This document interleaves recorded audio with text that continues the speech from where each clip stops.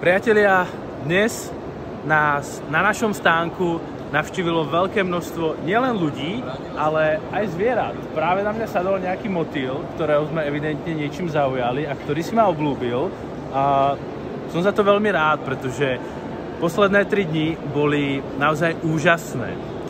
Brno, Czech Invest, Czech Trade, Jinak, technologická inkubace a asi 50 ďalších úžasných a inovatívnych startupov a projektov, ktoré nám ukázali, že keď sa chce, tak sa to naozaj dá.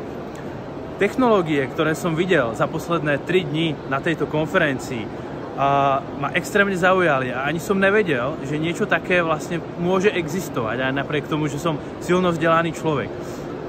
Tá iniciatíva, ktorá tu je zo strany jak verejného sektoru, tak zo strany firiem, v spolupráci s delegáciou zo Slovenskej republiky, z Ukrajiny a z ďalších